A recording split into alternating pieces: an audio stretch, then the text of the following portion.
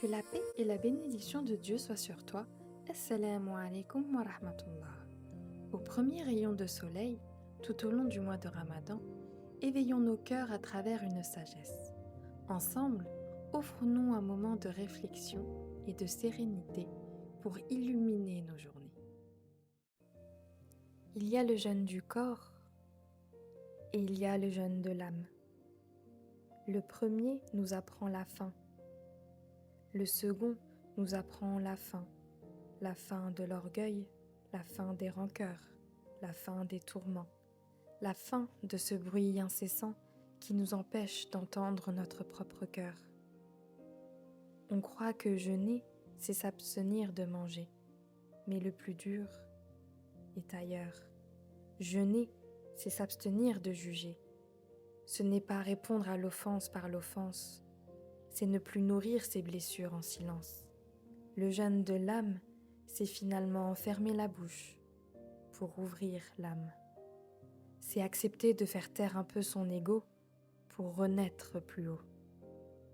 C'est se retenir de dire le mot qui blesse, se retenir d'entretenir la tristesse, se retenir de faire de nos douleurs une forteresse, car pardonner, c'est difficile, c'est fragile. On a longtemps cru que pardonner voulait dire oublier. Mais pardonner, ce n'est pas effacer pour recommencer. C'est accepter pour ne plus porter. Ne plus porter ce qui nous empêche d'avancer. On croit que pardonner, c'est prendre le risque de retomber et de ne plus se relever. En vérité, pardonner, c'est se libérer. Se libérer pour quelque chose de plus grand. Une miséricorde sans limite. Le jeûne du corps fatigue les membres. Le jeûne de l'âme, lui, te plonge dans les abysses de ton être pour n'en sortir que lumière. C'est dans ces abysses que se logent les mots jamais digérés, les regards mal interprétés, les injustices que l'on n'a pas su pardonner. Que l'on soit musulman ou non, il existera toujours ce combat entre le ressentiment et l'apaisement. Le jeûne de l'âme, c'est transformer la douleur en prière, la colère en lumière et la rancune en poussière. On ne jeûne pas seulement pour Dieu, on jeûne pour devenir meilleur avec les autres.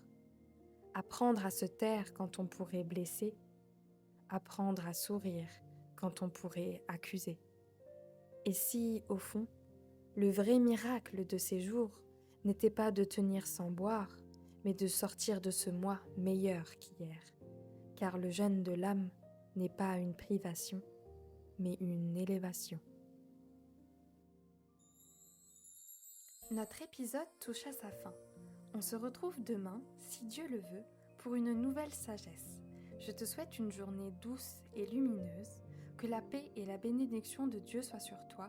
Assalamu alaikum wa rahmatullah.